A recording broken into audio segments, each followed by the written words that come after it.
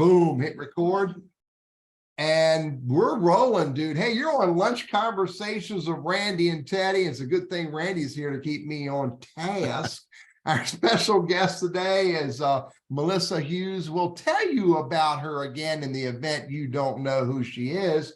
But our show is sponsored in part by Blackwell Captive Solutions. And my mouse is not clicking, Randy. I don't know why that's the case. But I'm going to fix it here in a minute.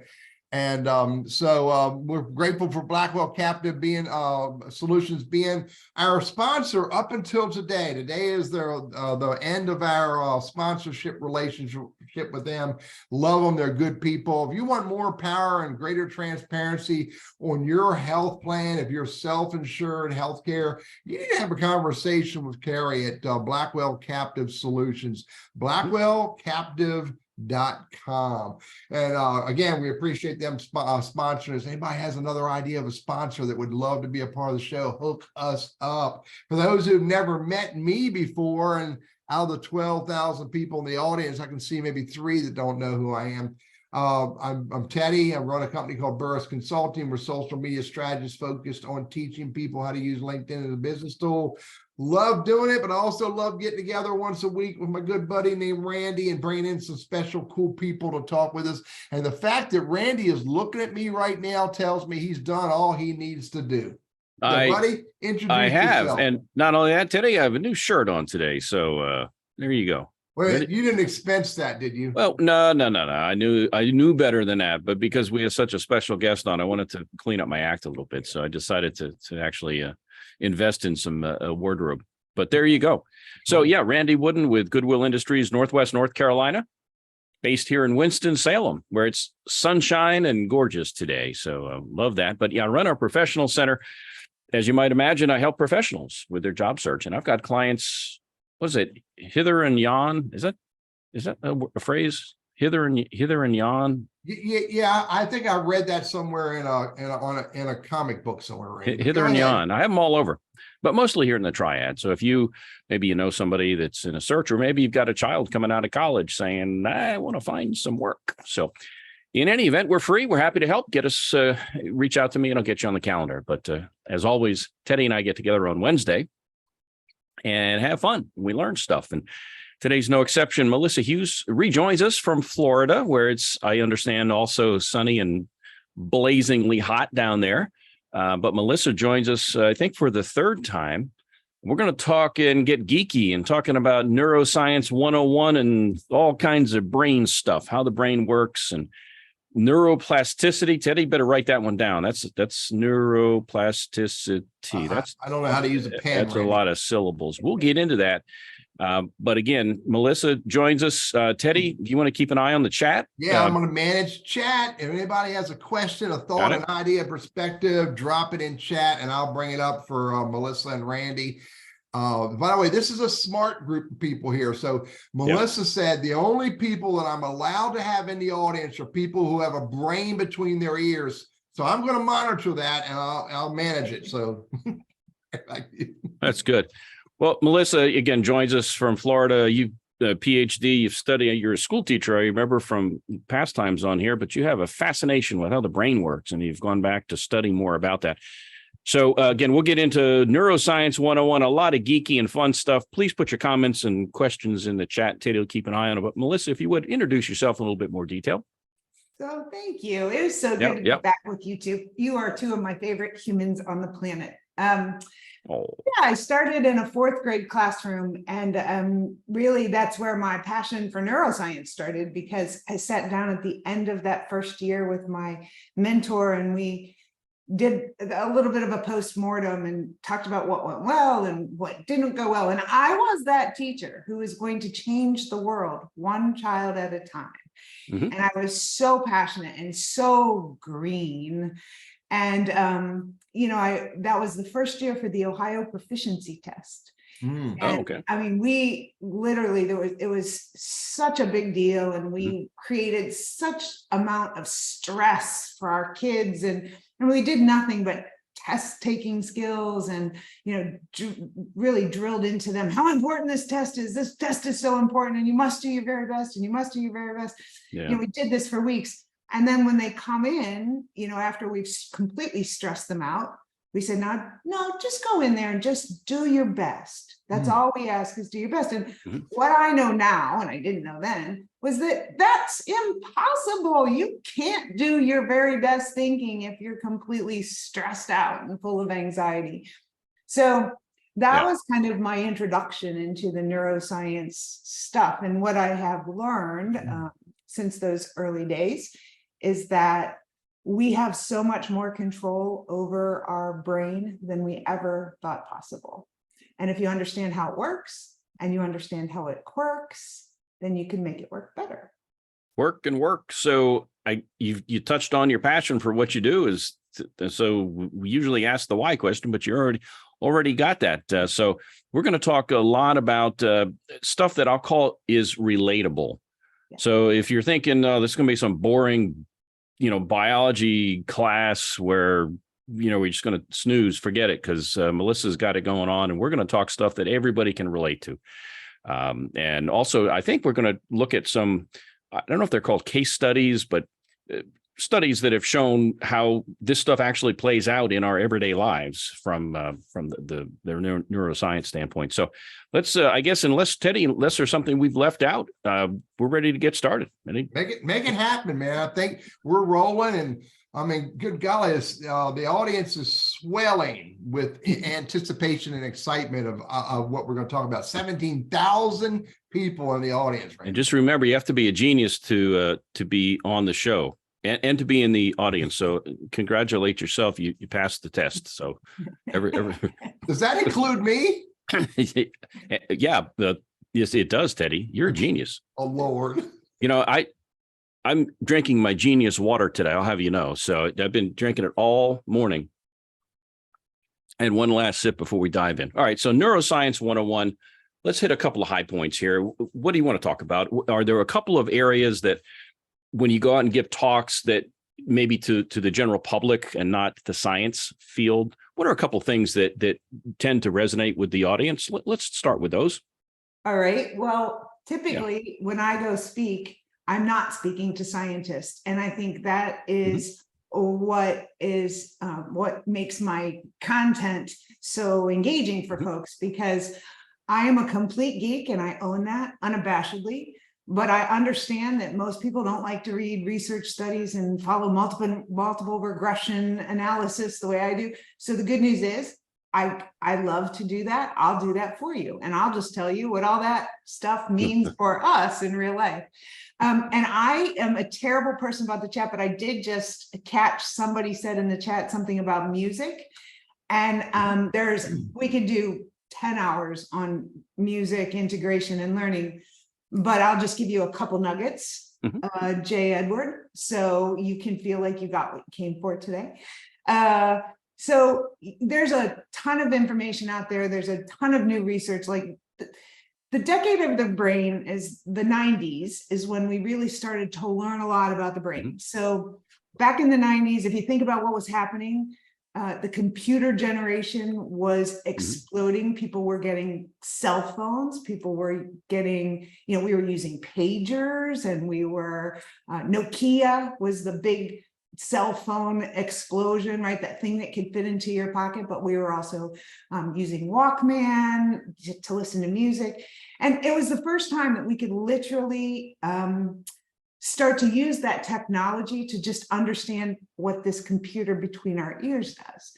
And it was a joint collaboration, George H.W. Bush and the National Institutes of Health and National Institutes of Mental Health and the Library of Congress all got together and said, hey, let's learn about the brain and what happens. And it was in that decade that we really were able to kind of peek inside the brain when we do X, when we eat chocolate, when we listen to rock music, when we hear someone cry or someone laugh. And we were really starting to learn a lot about the brain. And so one of the things that we've learned since then is different kinds of music activate different places in different regions of the brain. So it isn't just that there's a region of the brain that processes music.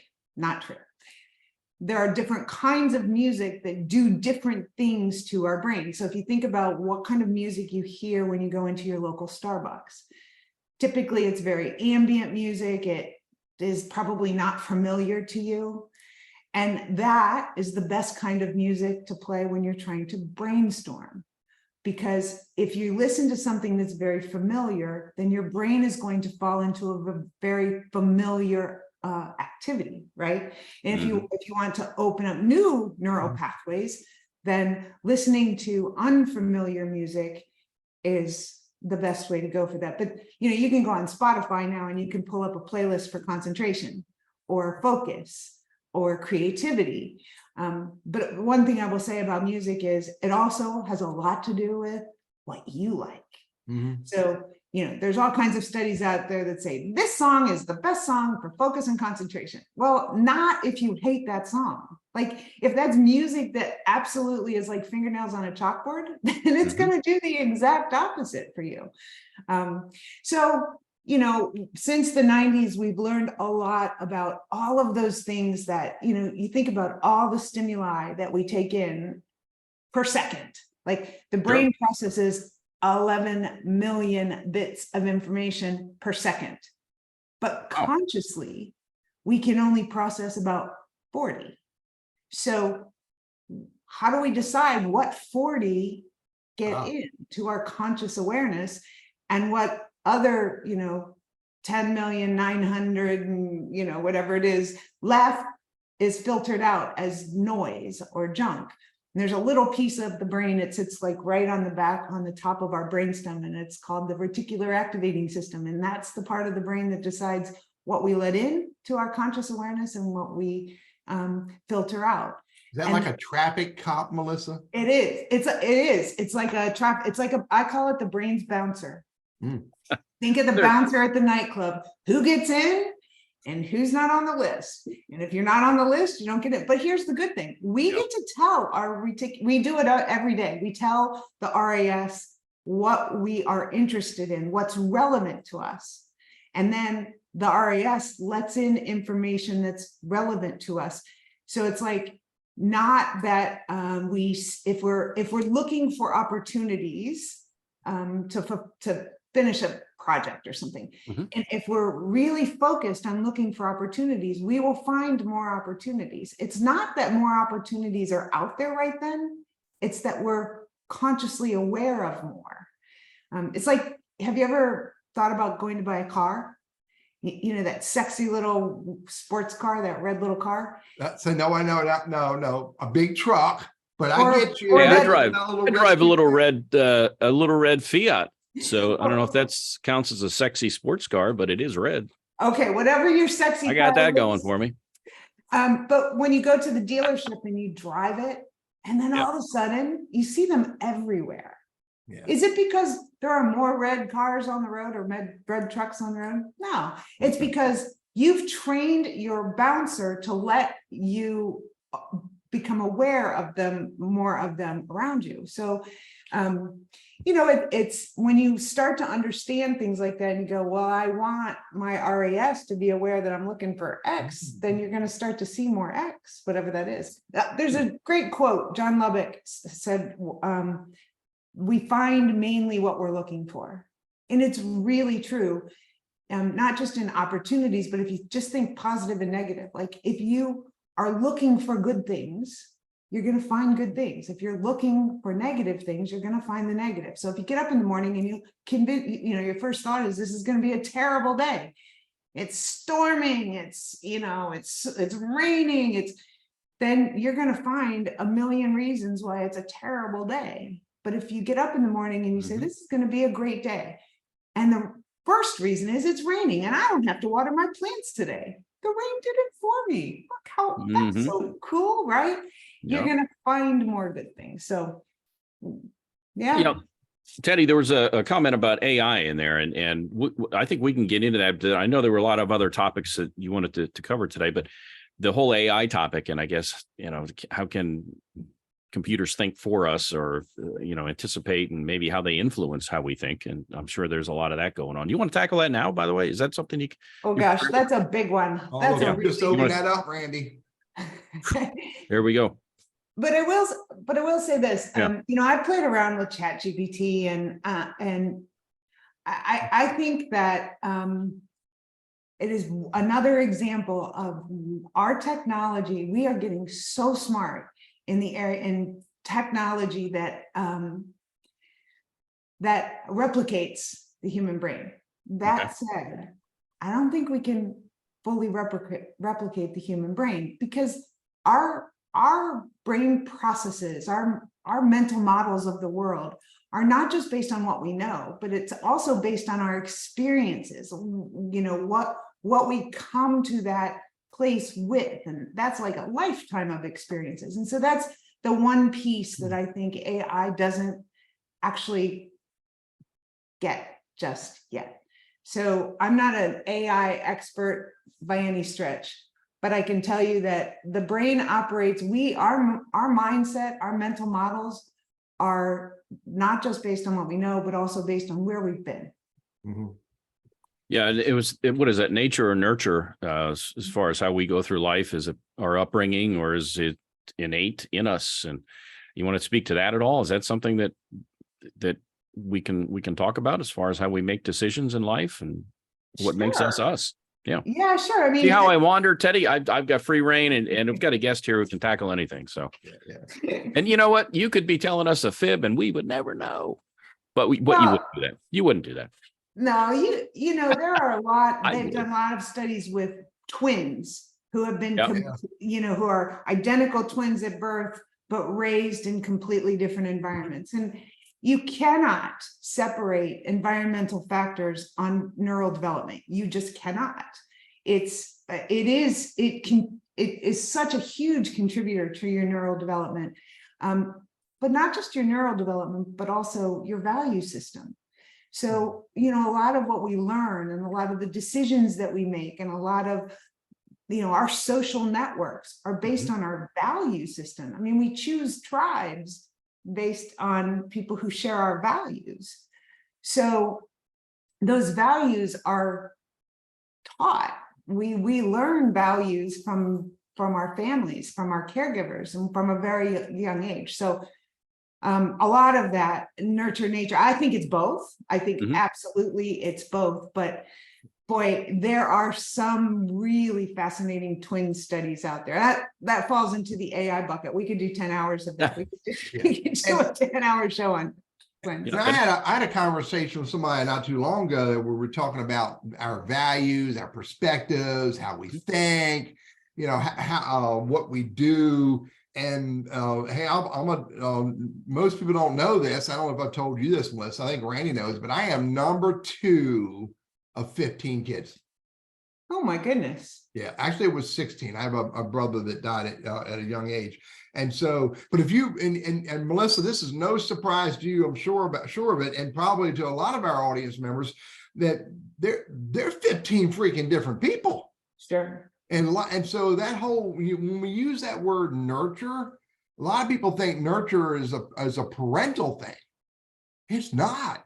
I mean, nurture continues on, you know, and so I was nurtured, yes, by my parents. Then I was nurtured by the people I hung out with that cared about me, my teachers, my professors, etc. Then I'm nurtured by the people that mentored me in business and community. And then I've got this thing called a wife that tries to nurture me for 45 years, Melissa. And for you. Yeah, good for me, but she suffers. But anyway, you know, we're nurtured all through life. So the nurturing doesn't stop with our parents. No, for sure. And, you know, our personality is part of that, right? Because our personality determines what we're receptive to, what we're not receptive to. So our personality is kind of baked in there. And then we have the nurture from our parents, but then we have experiences that, you know, we have an experience and we go, oh, that didn't feel good. I don't want to do that again. And so there are all those experiences on the other side of that you never get to. And then there are other experiences that you go, oh, that was fun. Let's do some more of that. Where can I buy more of that? Whether they're healthy experiences or not healthy experiences. And those experiences come with a whole group of people that nurture, you know, what we're doing as well. So this is my cat. Sorry. Hey, we're going to pivot here and well, kind of follow up on that topic and other ones. I'm going to guess emotional contagion is part of this, where and help us understand what is that and how that manifests itself in our lives. Cool concept. This is one of my favorite scientific constructs ever.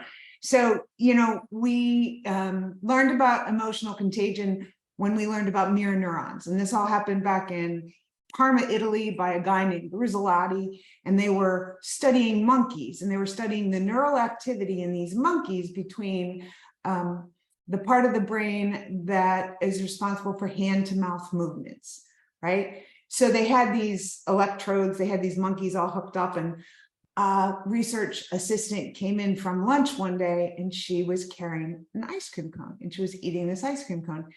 And the monkey was connected to the electrodes and was watching the research assistant eat this ice cream cone. And the monkey's brain was reacting as if the monkey was doing this, but the monkey wasn't doing that. And they were like, oh, wow, that's cool. So the brain is seeing this motion, and the brain is mimicking what it takes to do that action, except for the body wasn't doing the action. So then they start experimenting with all kinds of other things, and they were like, well, what happens if they hear something? Like, will the brain react the same way? So then we know that if we see something, it reacts, but what if we hear something? So they cracked open a peanut, and the monkey's brain responded as if the monkey was cracking open a peanut. And then they experimented beyond monkeys, and they started, it's why babies cry when they hear other babies cry. And when you smile at someone, not a fake smile and not a creepy smile, but like a real genuine smile. You got that? It is impossible not to smile back. Try it today. Like, seriously, not creepy, but try it. Like, smile. Ever again, I heard her say. Right. How about yawning? Is the same thing with yawning? Same with yawning. Yeah. And also like anger. So I used to have, we won't take up the hour with my terrible, horrible, no good, very bad boss story, but I did have one of those. And he would come into the conference room, and he would have like angst and anger and frustration and like all these negative emotions, like literally dripping off of his face. And then he would expect my team to be all creative and brainstorm this stuff. And, what I knew then was emotional contagion is in less than 60 seconds, I'm going to catch the emotions that he has. Yeah. So my team, even though we could have been laughing and, everybody was fine before he walked in the door. The minute he walks in the door, he shares those emotions with us. And it didn't have anything to do with us. And here's the thing, all of that happens in our subconscious. Yeah. So in less than 60 seconds, you can actually change the chemistry of someone's brain. That is pretty damn cool, right? Wow. So here's the thing. If you know that in less than 60 seconds, you can change the chemistry of someone's brain, do you want to change it for good? Or evil. Yeah. So one of the things that I do with my coaching sessions, Melissa, is that they all wait in the waiting room, and I make people wait in the waiting room for 30 seconds. Once they're there, they have to wait for 30 seconds. And usually it's not to they're there before the top of the hour. So they see my video where I say, this is going to be fun, this is going to be enjoyable, and I promise you it'll create value. If not, you can fire me. Or whatever words I say to that effect. And I can't remember what the video says, but then there's something else I do. Everybody click, anybody who does Zoom, you got click, I have to let you in out of the waiting room. And then I stand there and I watch you show up. I watch you turn on your camera, and I don't say anything until you turn on your camera. And then Randy knows this. I watch you do the click, click, click, get your microphone working. And then once I see your microphone's working and I believe you can hear me, I say these words. Welcome to the party. Because I want you to be thinking that way rather than, oh my God, he's another stupid ass coaching session. Because you taught me that when you said my engagement with you, initial engagement with you, will define how this thing starts. Yeah, and that's so many things. So that's also priming. What you're doing is you're priming them.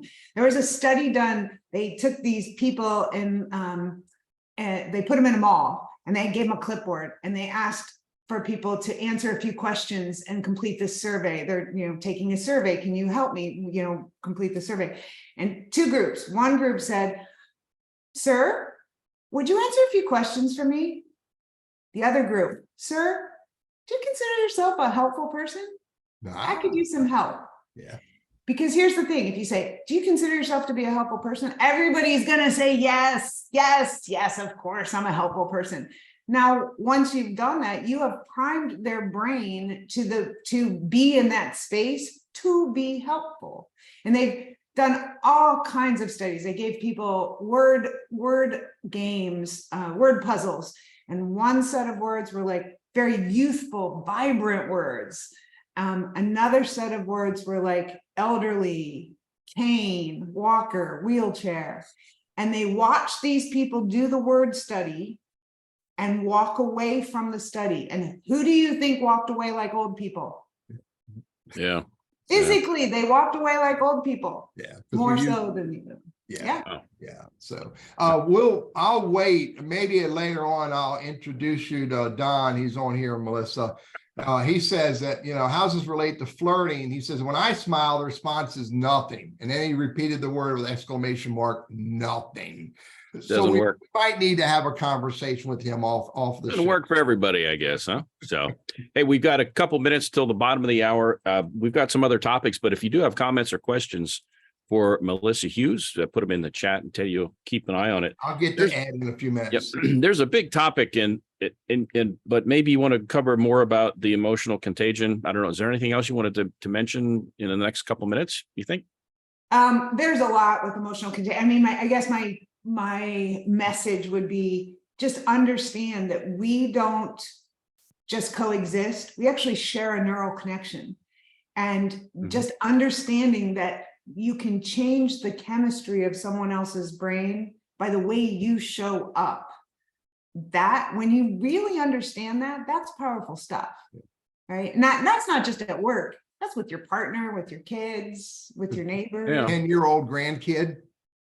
I'm thinking about interviews. Of course, a lot of our folks are in the job hunt, or if they live long enough, they will be at some point. And are there tips that kind of tie into interviewing itself and how you can maybe make the candidate more at ease, or maybe help put the interviewer at ease? Are there any tips that you can provide on that area? Yeah, so in that whole emotional contagion thing, they've done studies with interviews, they've done studies with like restaurant servers.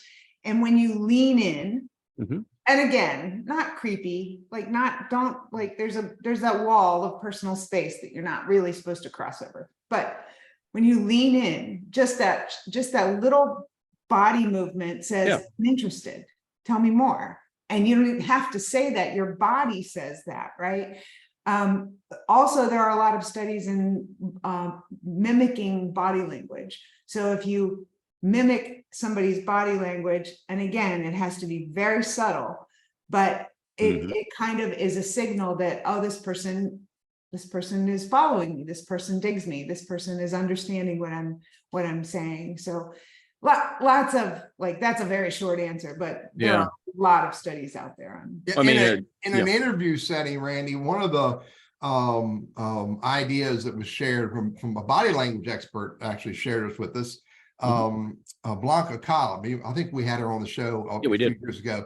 Blanca's told me years ago that if you want to show that person that you respect them and you're listening to them, and when they move to sit closer to the table, you move and sit closer to the table. Not in a weird, freaky way. Don't be chasing them. If they sit back, then you sit back. If they sit back and cross their legs, then you cross your legs. And it does make that connection with the other human when we're talking. So hang tight, folks. Randy, we got 22,000 people in the audience. I've had to spend a few extra dollars to make the bandwidth a little bigger, but it's worth it because, hey, folks, you're on Lunch Conversations with Randy and Teddy, and our special guest back for the third time is Melissa Hughes. The conversation is all about, what was it, from ordinary to extraordinary. Secrets to being a genius. The show's sponsored. This is the last month for our sponsor, Blackwell Captive Solutions. We're really grateful for them to help us move us along. They're all about health insurance for organizations who are self-insured and have medical insurance for their employees. Carrie's one of the principals there. Randy and I have known them for years. They're all about helping organizations implement a shock absorber for their high dollar medical claims for their self-insured. So if you are self-insured and you have business healthcare insurance for your employees, you needed a conversation with Carrie and her team at blackwellcaptive.com.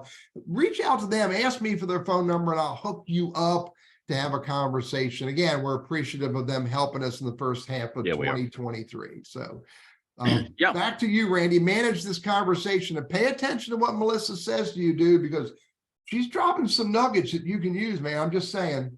Hey, speaking of nuggets, the neural nugget. Yeah. Teddy, if you would, or Melissa, put it in the chat, but you've got a email distribution list. You crank out materials, and if somebody'd like to subscribe to that, I assume it's still free. It's still free, and I am a terrible salesperson, so I don't try to sell you anything. But you can get there if you go to melissahughes.rocks /contact. You can sign up for it. I send it almost every Friday. Sometimes I miss a Friday if I'm really busy or traveling or whatever, but mostly once a week. And it's just some 3 to 5 minute juicy brainy factoid that I find fascinating and just can't wait to share with the world. All right, Teddy, you got your thinking cap on here. I'm going to bust out a multi-syllable word here. Don't hurt yourself, buddy. Neuroplasticity. So I don't even know that I could spell it, nor do I know what it is. But neuro sounds like brain stuff, so it should play well in this conversation. Help us understand what is neuroplasticity and how that plays out in our brain. So neuroplasticity is another thing that we learned in the decade of the brain. And basically it means neurons that fire together, wire together. Ooh. And the easiest way to explain it is if you imagine that you have to cross a field and it's an overgrown field, and you have to cross this field to get to a point on the other side. You've not crossed it yet. There's no pathway there.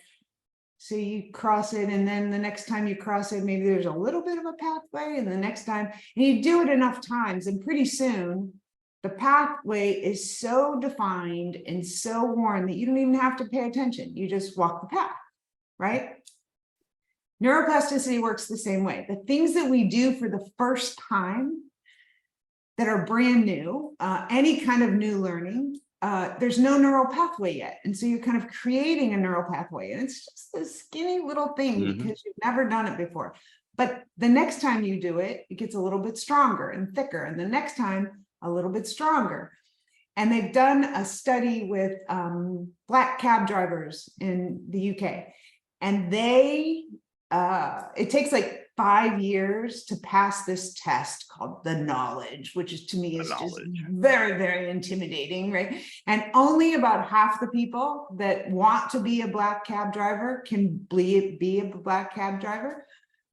And the way they have to practice to pass this test is they just drive around the streets of London. And if you've ever been to London, you know that there's like zero rhyme or reason. There's no grid pattern or anything. So they drive around on these mopeds and they pay attention to monuments and statues and important buildings, and they kind of create that GPS in their brain. And the part of their brain that is responsible for visual perception gets bigger and stronger. It's in the hippocampus. It gets bigger and stronger than yours and mine. And that is because they use it day in and day out. And if you think of your brain being like a muscle. It is the most important muscle in your body, but there are different regions of the brain that are like small muscles within the big muscle. And if you use those areas over and over and over again, then they get bigger and stronger. And so neuroplasticity just means neurons that wire together, fire together. And if you want to do something, make something automatic, then you do it over and over and over again. If you think about tying your shoes, the first time you learned how to tie your shoes, you had to think about it. Maybe you had to do the little sing song in your head. Now, when you tie your shoes, you're thinking about a million other things. You're not thinking about it. I still sing the song. Okay. Got Velcro. Teddy uses Velcro, so he's at the Velcro stage now. So, I think about also driving to work. Yes. We take the same route unless and if it weren't for GPS, if the road's closed, there's an accident. Like, how do I still get there? Because I'm so used to the one path. And you're not even thinking about driving to work. When you drive to work, you're thinking about other things. You're listening to the radio. You're talking on the phone. Yeah, I got my cell phone. I'm texting. I'm usually eating a donut and playing to the radio. Don't reading the paper. And no, only kidding, folks. I'll give you a real life example that Melissa that I didn't even think about. So I'm the dad of 4 daughters. I'm the only dude in the house for many, many years. I got into a habit with 4 little kids running around the house who want to come busting into any bathroom they want to come busting into. I got into a habit of pulling the door, pushing the door shut, and using my 2 fingers to twist the lock. This is my youngest is 33, so this is years ago, decades ago. I didn't even notice it until, I don't know, a couple years ago, that every time I go into my bathrooms, one of the 2 bathrooms that I use in my home, even today, I close the door and I twist the lock, and I didn't even, it was just habit. Yeah. Muscle memory, right? Yeah. And by the way, it's a good thing I had that muscle memory, Melissa, because now I have 12 grandkids who every now and then show up and go busting in any bathroom they want to, except for the ones that I'm in. Neuroplasticity. What else you want to talk about on that topic? Anything else you can think of off the top of your head? On neuroplasticity, I think Malcolm Gladwell did something about it in the tipping point about it takes 10,000 hours to be an expert in anything. And, I think if something is, I guess the other thing I'll say about neuroplasticity is the brain, as amazing as it is fickle and it's very lazy. And so we default to things we know. We default to the autopilot stuff. And when you think about, how to inspire wonder in your life, or awe, which there's all kinds of science about why awe is good for you. And you think, take a different route to work, or, learn something new, or do something you've always done, do it a different way. We have to intentionally do those kinds of things because our default is to do it as easy as possible. That is because the brain is so busy. And so it wants to check boxes just as quickly as possible. And that is why for some people, learning new things is uncomfortable, because it's the brain going, God, I don't have a neural pathway for this. Like, stop it. The old bandwidth, the lack of bandwidth, right? So, and I get, all right. So the brain, you mentioned the brain works better positive than it does negative or neutral. Yeah. How do we know that to be true? Because, to me, when I hear something bad, because if I remember from the last time you were on here, the most important thing the brain does keeps us alive. See how Teddy remembered. I was paying attention. And then the second is it has emotion. And the third is the intellectual part, which is where mine dropped off, apparently. But I will say, though, that we focus on harm and negativity to our detriment, but we're human. So help us understand. You say we don't work as well when we're thinking about negative as we do positive, but we don't spend much time in the positive. Am I hearing you right? You're spot on. So the brain develops from bottom to top and back to front. The bottom of the brain is the survival brain. The middle of the brain is where the limbic system lives, and that's our emotional sentinel. And then right behind your forehead, this is the last part of the brain to develop. And that isn't even done cooking until about our mid-20s. Hmm. And that part of the brain handles all of our executive function, including impulse control and weighing risk and reward. So the brain's priorities follow development. So the first priority, like you said, is to survive. Its first job is to keep us alive. Second job is for us to feel. It's what separates us from potato bugs. And then the third priority is to think. And so if you're busy surviving, your brain says, this is important. I got to survive. This is my first job. So it's going to pause the activity in the thinking brain to allocate all the neural resources downstairs to the survival brain. So if you've ever had one of those moments where you go, man, what was I thinking? Well, the reality is you weren't thinking, you were surviving, right? If you're really stressed or fearful or, and if you think about the neurotransmitters that, that flow when we're experiencing certain emotions. So here's some really fast neuroscience 101. You can impress your friends today at happy hour, and they're going to think you're so freaking smart. So the primary, there are all kinds of neurotransmitters, the pharmacy in your head, but the primary ones, if you remember doses, dopamine, oxytocin, serotonin, endorphins, and stress hormones. So we think of cortisol as our stress hormone, but there's also, so the stress hormones are cortisol, adrenaline, and norepinephrine. So if you think of doses, and then under the stress hormones, you think now you've got all the basic neurotransmitters down. So when you are in survival mode, or when you are anxious or fearful or frustrated, and any of those negative emotions, your stress hormones are flowing. And when your stress hormones are flowing, your dose hormones are not. So they kind of work on the neurological seesaw. So when the dose hormones are flowing, your stress hormones are not. But when your stress hormones are flowing, your dose hormones are not. And the dose hormones, dopamine, oxytocin, serotonin, and endorphins, all of those hormones facilitate activity in the neocortex and the prefrontal cortex, which is where you're doing your thinking. So in other words, if you're worried about surviving, and I should make a point, physically or psychologically. So psychological safety counts here too. If you don't feel a sense of psychological safety, then that's a trigger for the survival brain. If everything is okay, if you are chill and you feel comfortable and you feel accepted and you feel safe, that's when you can do your best thinking. That's when you're going to do your best learning. That's when you're going to be the most creative. That's when you're going to be the best in your relationships. So the brain just works better at positive than it does at negative and neutral. And the guy who did a really great study on this is Sean Aker, and he wrote a book called The Happiness Advantage.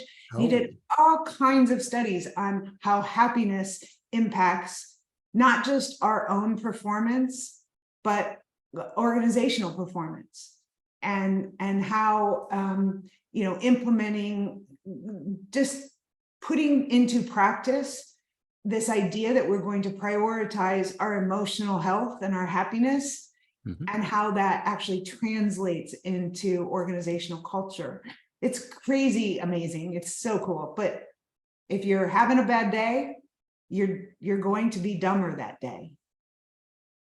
There was a quote I read somewhere that said, it was actually a story, and it said something to the effect of the person who cares the most is often the smartest versus the person, and I mean, you just reminded me of this, the happiest person is the smartest person. You didn't use that exact term, but I gotta go back and find that story. I'll share it with you. But it was really along the lines of the meanest person in the room is not necessarily the smartest person in the room. That's right. And also, just from a personal perspective, we think, and I was so guilty of this for the longest time, the harder I work, the better I'll be, the better I am, the more successful I am, the happier I am. And science says that's all twisted up. Yeah. Science says the happier you are, the better your brain is going to work. The better your brain is going to work, the better you're going to be in relationships, and you're going to be more successful. So if you flip, that whole success story on its head, happiness does lead to success. Success does not lead to happiness. Yeah. And there's another term that you mentioned is called negativity bias. Yeah, but wait, Randy, before she talks on that, okay. I just want to have a plea for the potato bug. I mean, we don't need to be bashing on them so much. Negativity bias. What is that? So that's our ancestral hand-me-down. So, we have survived extinction for millions of years because we figured out not to eat the poison berries and to be on high alert for saber-toothed tigers and to read people's faces to determine if they're friend or foe. Are they part of my tribe? Are they not part of my tribe? And so, we're actually hardwired for negativity.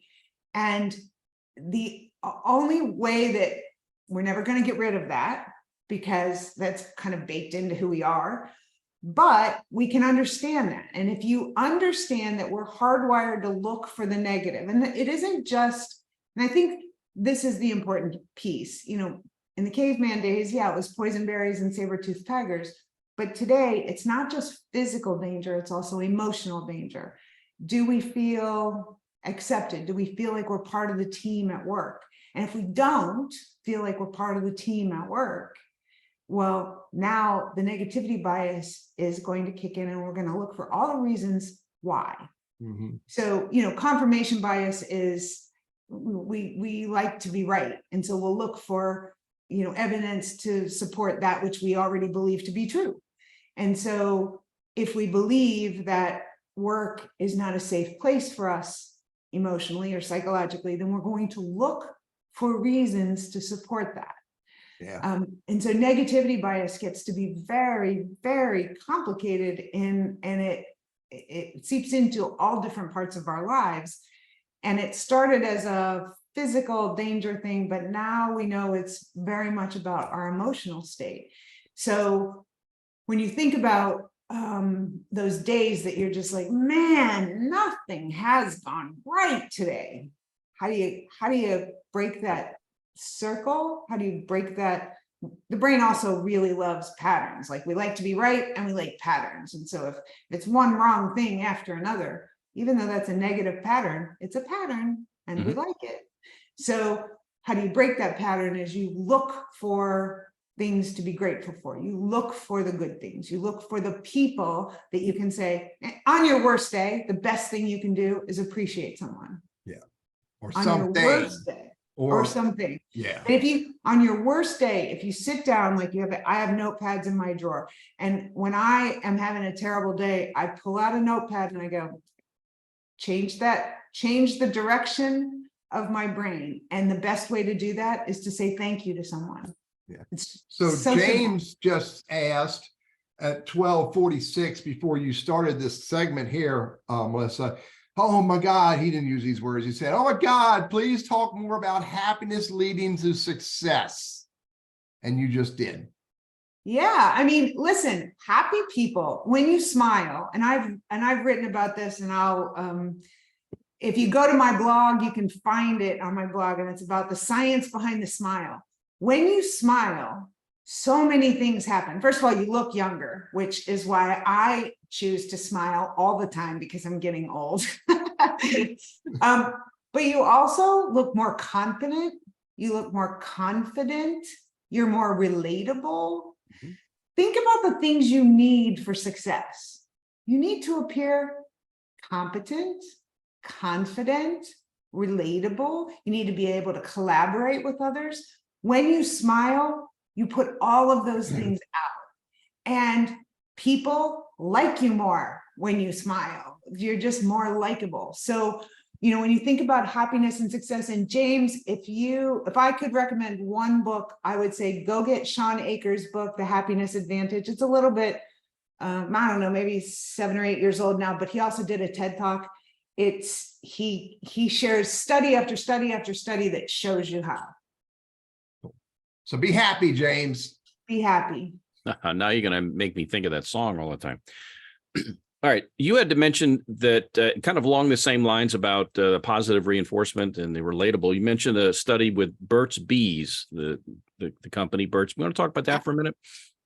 Yeah, I found this study really interesting because, Burt's Bees at the time, it was back in 2010, and Burt's Bees, they were expanding into 19 countries. Now, when you think about like the logistics of a company that's expanding into 19 different countries with different languages, different cultures, different marketing ideas, the people that were undertaking this project were stressed. I mean, they were so stressed.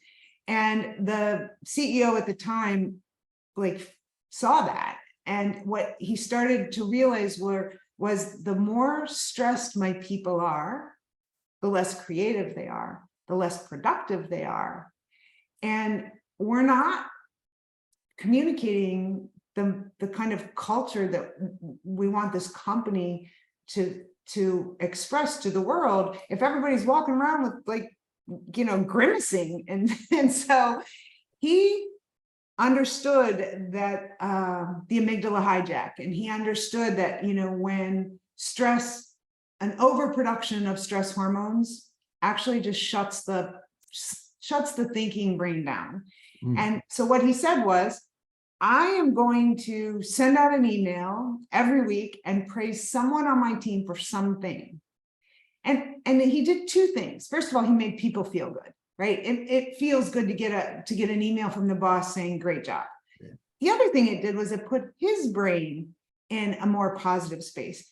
Remember, we started this whole conversation with John Lovick, we find what we're looking for. Yeah. And when he went out looking for good things in his company, he found good things. Mm-hmm. And so not only was he able to lift up other people, but he also gave himself a big boost of those good chemicals.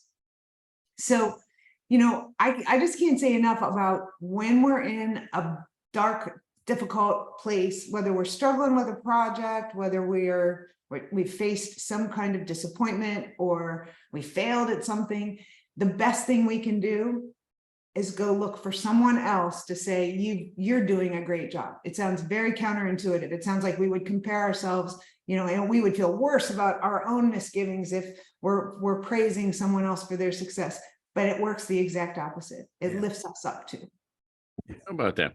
Hey, we've only got a couple minutes left. I'm going to ask you for a couple of takeaways here in a couple of minutes, but I wanted to circle back on a point or two that you mentioned in a past show, or maybe I read one of the neuro nuggets. It deals with how, if I go to a restaurant, because I'm buying, Teddy never picks up the tab. So we're at the restaurant, and help us understand that, the fancy restaurants and how they price their product and how they get us to buy more of one thing than we might otherwise not do without having to drop the price or lower the quality. So let's talk about real world. I'm in the restaurant. Teddy's not buying, left his wallet in the car. But so it's on me. But what am I seeing when I look at the menu? What are some psychological things that restaurants have gotten onto here? So this is like a really sweet spot for me. I do a lot of work in the hospitality space, and I just find it fascinating because, in hospitality, whether it be restaurant or hotel, what are you trying to do? You're trying to provide an exceptional guest experience. Well, the guest experience is so much of that is behavioral psychology, right? It's how they perceive, if you walk into a restaurant and the hostess is frowning, we already talked about what a smile does. If the hostess is frowning and not paying attention to you and on her phone and just whatever, you have all in that 30 seconds, you're already changing the chemistry of your brain and your expectations of the meal. Now that hostess has nothing to do with the burger you're going to eat, but your expectations are now different. The same with the menu. So and that all goes back to priming. We were talking about priming. there are lots of studies that say if you don't use currency symbols, that currency symbol is like an in your face, this is going to cost you, because we don't want things to cost us. We just want to enjoy them. And so, we know we're going to pay for that burger, but if there's a difference between a $sign and 16, or just the numbers 16, it doesn't hurt as much when there's no currency sign there. It's completely illogical. We know it's $16 whether there's a $sign there or not, but it's a priming thing that happens in the brain. There are all kinds of things that prime you when you walk into a restaurant.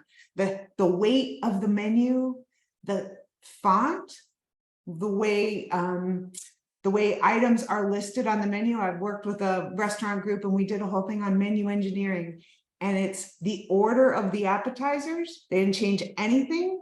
They didn't change the price. They didn't change the description, but they changed the order.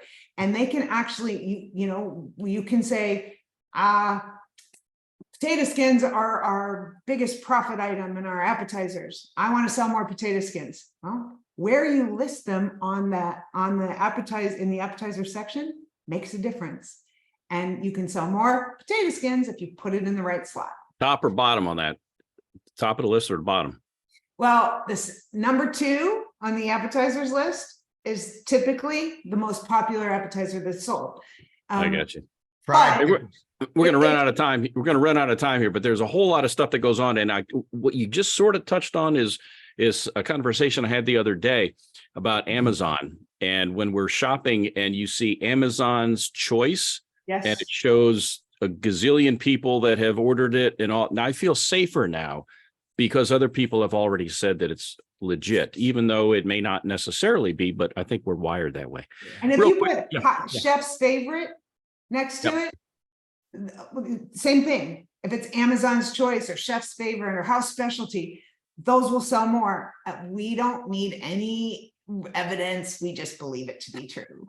We do. Well, if Teddy says it's true, I believe it. He would never mislead me, would you, Teddy? Never, except for my own self-interest. Melissa, this is good stuff. I love it when you show up because there's always something new. Mm-hmm. Another one of those neuro nuggets. And by the way, keep doing that. Follow Melissa on YouTube. And watch her grow with more and more neuro nuggets. You'll get a lot of value from it. Melissa, thank you very much for showing. Randy, back at you for a moment. Well, yeah, just I'll give you 30 seconds. What's a nugget you want us to walk away with here? If there's one thing you want us to take away real quick.